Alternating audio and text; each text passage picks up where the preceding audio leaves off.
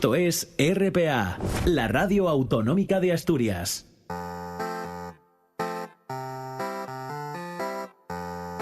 La buena tarde, con Alejandro Fonseca.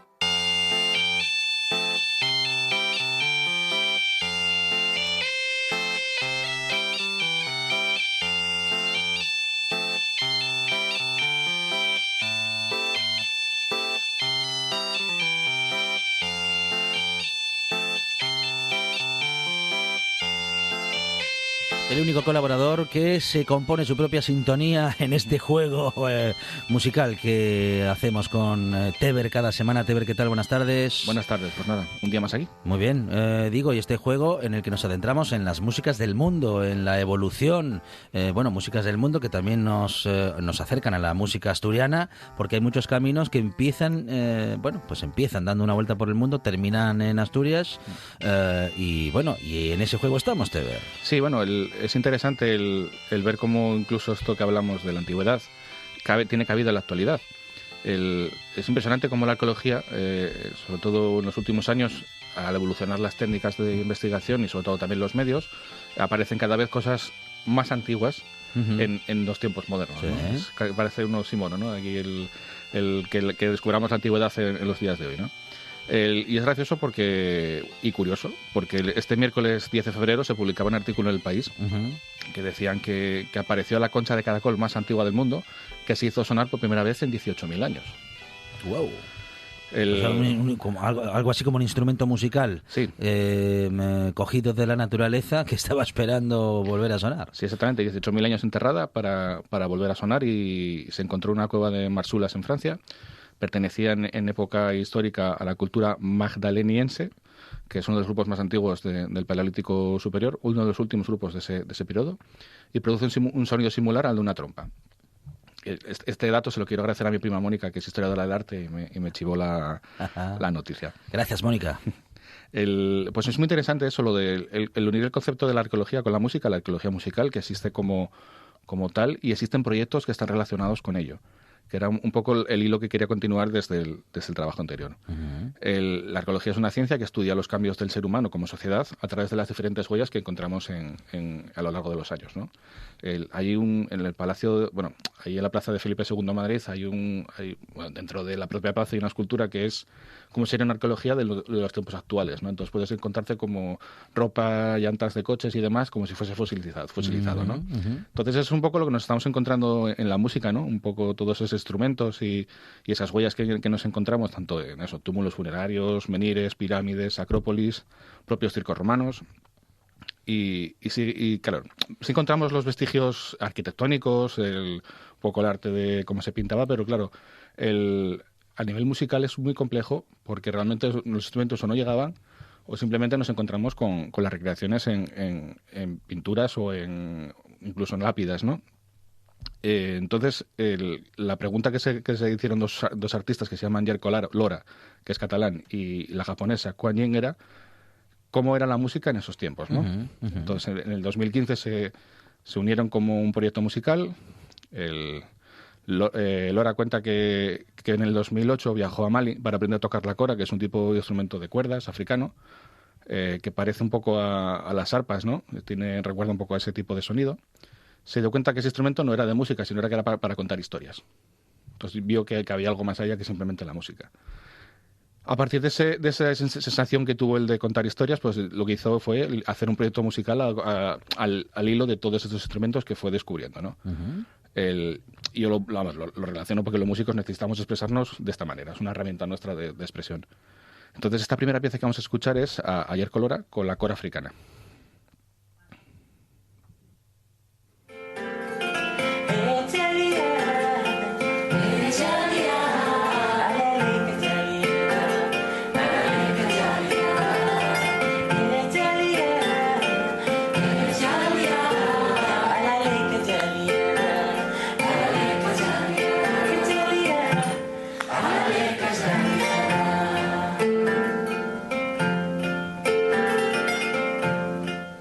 Yerko Lorca con la kora en concierto, pero nos tenéis que contar qué es la kora, cómo es una kora. Sí, podemos verlo como una guitarra entre una mezcla de una guitarra y un arpa, la verdad, porque viendo la foto que la tenemos aquí ahora mismo delante, Sí. vemos que hay una caja de resonancia abajo que se hace con cuero, luego hay un mástil que se eleva bastante y a partir de ese mástil se cuelgan las 20 o 21 cuerdas que generan ese tipo de instrumento. Escuchando más a fondo este instrumento en varios ejemplos que tenía él, me llamó la atención que se asemeja un poco al estilo de guitarras flamencas, que tiene un par de toques que tú cuando lo escuchas dices, tú, ostras, esto recuerda al flamenco totalmente, ya sea por escalas modales o por la técnica. Ya vemos que África se junta ahí un poco al andaluz, ¿no? Incluso, bueno, que hay que pensar que este instrumento se toca en Mali, Guinea, Senegal y en Gambia. Y también hay una traducción que quiere decir la cora en el idioma de ellos, que también lo llaman jali, al intérprete de este instrumento, que viene a significar lo que equivale aquí a un bardo, ¿no? Un historiador oral. Es decir, que también África tenía sus propios bardos, sus propios narradores de historias, con sus propios instrumentos. Es decir, que al fin y al cabo el ser humano va buscando su forma de mostrar la cultura muy similar, independientemente del país, ¿no? Y de la cultura. Pues bueno, después de este arpa ya africana llamada cora, y venimos a un proyecto que hicieron aquí también, que estaba Yerko por ahí metido, que es la lira de la estela de luna. La lira. Sí. O sea, la lira de la estela de luna, Sí. ¿es el instrumento? ¿Es el proyecto? Sí. A ver. La estela de luna es una estela funeraria de la Edad de Bronce, Ajá. de 1,30 m de alto, datada entre 1250 y 750 a.C., procedente de Tiña o Tiña del Rollo, en Luna, Aragón. ¿Vale? Lo que nos encontramos en esta estela funeraria es una representación de una lira de 15 cuerdas. Aquí los historiadores la encajan dentro de un tipo de lira homérica, uno de los instrumentos musicales de cuerda de la Grecia clásica. Lo que hicieron fue un par de luthieres, el primero de ellos, Javier Ramírez Vega, fue hacer una representación a partir de lo que estaba viendo en la lápida, de recrear esa lira, y es la siguiente audición que vamos a escuchar, que es esa lira de 9 cuerdas.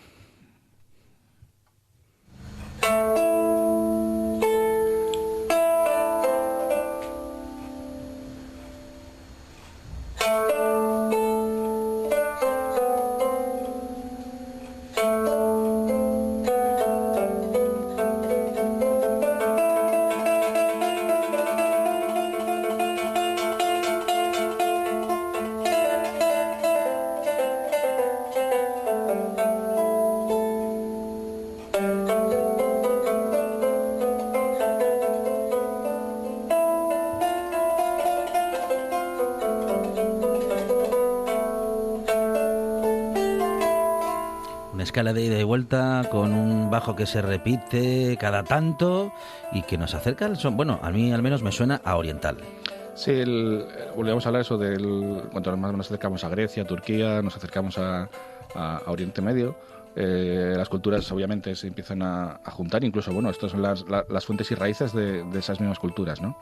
A mí me llama mucho la atención el cómo el ser humano, independientemente de la época, ¿no? Es capaz de imaginarse, tanto viendo una lápida de hace, del 750 a.C., el ser capaz de replicar esa lira y simplemente por responder a la pregunta de cómo sonaría esto, ¿no?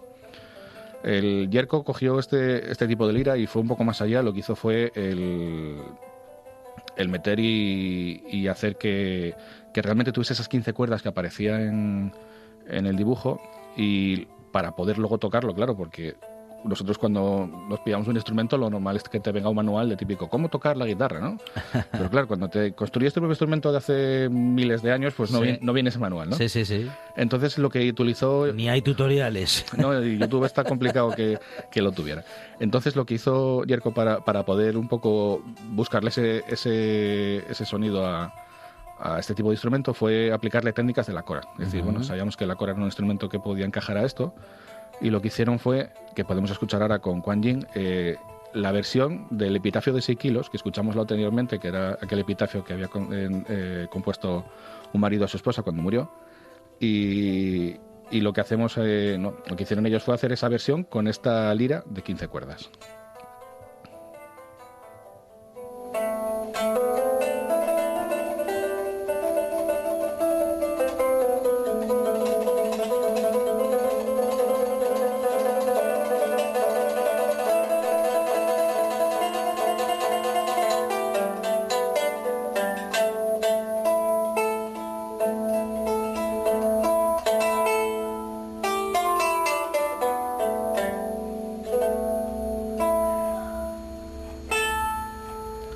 Bueno, prácticamente una fusión de espacio-temporal. Sí, no escuchamos la versión todavía porque era el siguiente tema que nos quedó sonando en el anterior. Pero ahí vamos.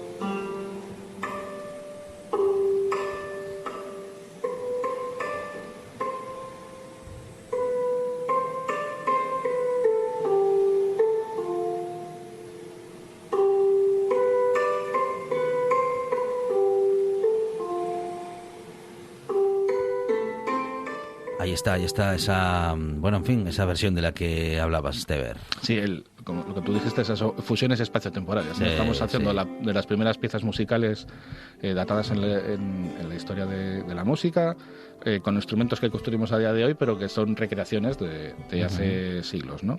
Entonces, bueno, aquí damos más vueltas en el tiempo que Marty McFly. y nuestro regreso al futuro, pues nada, venimos con Abraham Cupeiro, que es un constructor y multiinstrumentista que sobre todo su trabajo se basa en la recuperación de instrumentos perdidos en el tiempo. Y lo que hace también es buscar esas nuevas sonoridades. Se pudo escuchar en Oviedo el mes pasado y la verdad que es un espectáculo verlo. El ejemplo de Abraham es el ejemplo de cuando un músico que tiene talento empieza a aplicar técnicas de investigación y empieza a buscar un poco el sentido a esas preguntas que se hacía él, cómo sonaban ese tipo de instrumentaciones, y al final compuso y compone realizó una gran colección de instrumentos que realmente utiliza y reutiliza en sus conciertos. Él estudió trompeta en el conservatorio, creo que en Galicia, y luego realizó un máster en interpretación de la música antigua en la Universidad Autónoma de Barcelona. Aunque su formación es clásica, siempre ha sentido mucho atracción por todo tipo de músicas, pues el folk, el jazz, música antigua, una que te metes en música al final es como cuando te bañas en una piscina, ¿no? Tienes que ir por todos los rectángulos de la piscina para poder llegar al máximo sitios posibles, ¿no? Como instrumentista destaca por ser una de las pocas personas que toca el Carnix, que es una trompeta celta de la Edad de Hierro, que fue en el año 2004 fue invitado a probar el Carnix de Tignián, que creo que estaba, si mal no recuerdo, en Turquía. Este Carnix era una especie de trompeta de bronce suspendida verticalmente. Tú, como visión, tú imaginas una trompeta de forma vertical bastante alta, en el que la cabeza tiene una cabeza de jabalí o animal, que se utilizaba en la guerra para incitar a las tropas a la batalla, ¿no? Lo que hablábamos en su día también de que los instrumentos musicales que tenían muchos sonidos se utilizaban para un poco ordenar las tropas y marcar las acciones y órdenes que tenían que hacer, pero en este caso era para intimidar a los enemigos, ¿vale? Tú ves a una pila de celtas locos perdidos delante tuya y de repente saca una trompa enorme del que suena un sonido bastante temeroso y seguramente lo incitase más a salir corriendo que a enfrentarse a ellos, ¿no?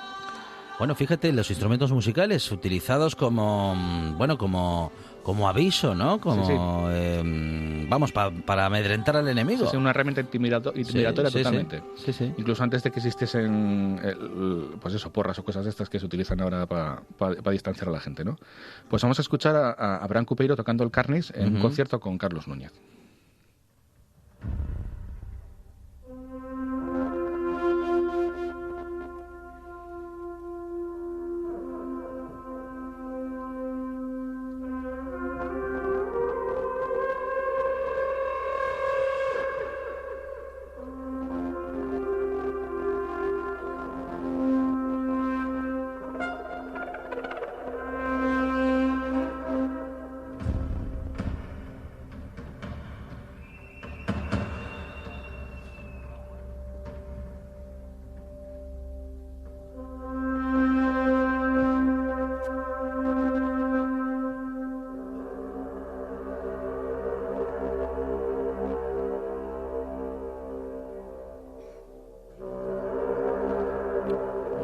¡Qué profundidad que tiene esto, Teber! Sí, esto imagínate en un espacio que tuviese un poco de reverberación o un poco de entidad, pues la verdad que yo creo que sí que consigue totalmente ese efecto de intimidar.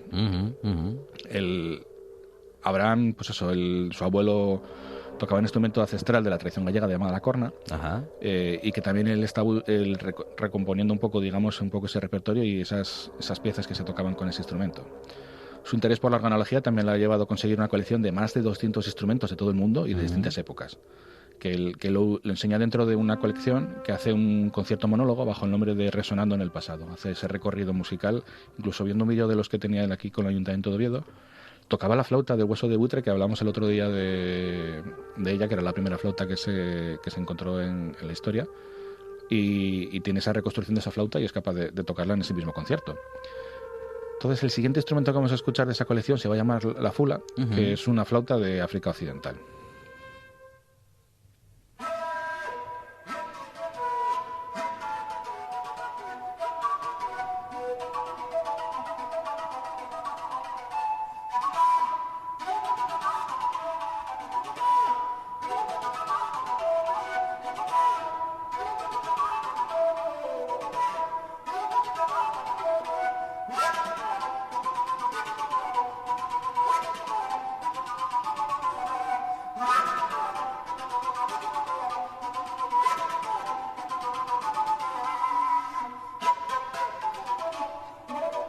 Si no estuviese avisado de que es una fula, diría que es una flauta traversera tocada de un modo muy original. Sí, iba a hablar de ello porque normalmente la flauta travesera como técnica, el que suene tanto aire no suele ser una buena técnica. Una ¿no? buena técnica, exacto, sí. Entonces suele corregirse bastante, mayormente porque digamos que el aire ahí está un poco robando ese protagonista a la nota, pero en este caso ese aire forma parte del propio instrumento.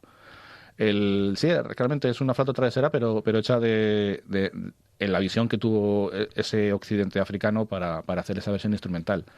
En Asturias, por ejemplo, bueno, muchas veces hablando con Pepín de Muñalén, que es uno de los mejores flautistas que tenemos, hablábamos de eso, de gente de los pueblos que sin ninguna formación musical cogía violines, cogía flautas, hacía de todo y sacaba música de donde no había nada. Entonces es muy curioso cómo eso, cada tradición, cada cultura, cada espacio en el tiempo es capaz de sacar sus instrumentos, digamos, incluso de la nada, ¿no? Es lo que hablamos de Abraham, por ejemplo, y en el año 2018 él tiene un nuevo proyecto llamado Pangea, que si lo vemos ya como nombre, pues ya habla mucho, ¿no? Pangea es la unión de... Sí. El principio, antes de que se formasen los continentes... Era ese supercontinente único, ¿no? Sí. Que la Tierra estaba unida a todo, y si mal no recuerdo, que estuve revisando ese mapa, seríamos vecinos por Galicia de Canadá, o sea que imaginaros cómo estaba unido la Tierra, ¿no? Pues lo que hizo con este concepto de Pangea, de la unión de todos los planetas, o sea, de todos los países, toda la Tierra junta, ¿no? Pues en el año 2019 graba con la Royal Philharmonic de Londres, en los estudios de Abbey Road, este proyecto llamado Pangea, que dices tú, jolines, es que solo con esa presentación ya te habla de la magnitud que tiene este proyecto. Dices tú, es que va a grabar en el estudio clásico, o sea, el estudio mítico donde grabaron los Beatles, con la Filarmónica de Londres, y un proyecto que teóricamente iba a utilizar instrumentos de la tradición como los que venimos escuchando, o sea, tradición, de la historia.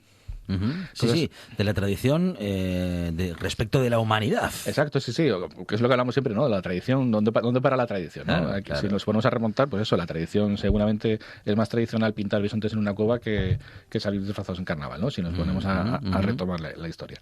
Pues nada, vamos a escuchar un fragmento de ese proyecto llamado Pangea, que es el que toca con la Royal Philharmonic de Londres.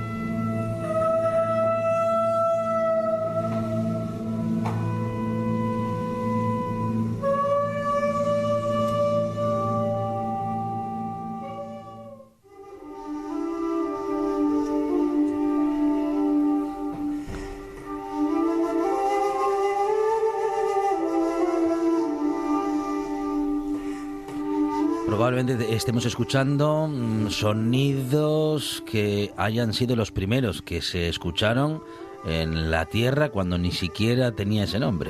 Sí, exacto. Aquí, por ejemplo, lo interesante de este proyecto es cómo realmente la orquesta le hace un espacio muy importante al instrumento que esté tocando Bran en ese momento. Digamos, le está abriendo una autopista de colchones musicales para que se luzca realmente, ¿no? Y él que puede, porque revisando esos vídeos que decía de él, de las técnicas que utiliza y demás, me sorprende porque, claro, como músico, la verdad que luego ves el talento que tiene la gente y la verdad que es envidiable y te recuerda lo que tienes que ensayar para poder mantener ese talento. Él cogió una botella de Coca-Cola, la había rellenado de agua para poder reducir un poco la distancia. No sé, lo decimos mucha gente. Lo típico, no sé si viste el típico vídeo por internet de las botellas de cerveza que hacen una canción con ella, porque cada botella tiene un tono. Siente un tono sí. porque tiene más agua, menos agua. Eso es. Pues él fue capaz de, con una misma botella de Coca-Cola, ir sacando varios tonos con la misma capacidad, con la misma cantidad de agua, simplemente cambiando la embocadura. Y yo estaba alucinando porque ves como simplemente teniendo el control de esa embocadura, que yo fui un poco de clases de flauta travesera y me parece muy complicado. Embocar es muy complicado. Tiene que ser capaz de soltar una cantidad de aire precisa dentro de una embocadura que es mínima. Es una cosa técnica compleja. Pues él en un minuto fue capaz de sacar canciones con una botella de Coca-Cola en nada. Y me parece impresionante por eso, porque él es capaz de, con esa técnica que tiene, aparte de no solo construir el instrumento, sino sacarle todo el partido que tenga que hacer con él de sonoridades. Es Abraham Cupeiro y con él vamos a llegar al final hoy de este recorrido musical, un recorrido que nos ha llevado a recorrer los tiempos, a recorrer el planeta, a recorrer la historia de la música, que al final, fíjate que los sonidos, y escuchándolo con un poquito de atención, terminamos siempre en Asturias, Teber, porque sí. Esto me suena a norte, ¿eh? Sí, bueno, él es gallego, así que estamos de aquel lado.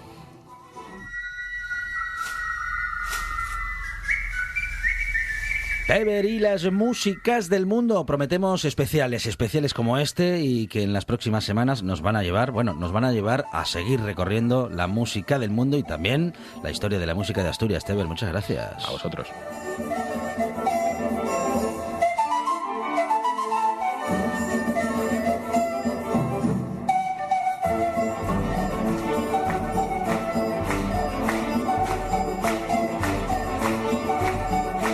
Llegamos a las noticias, tras lo cual esta buena tarde sigue. En la próxima hora tenemos más música y más buena tarde.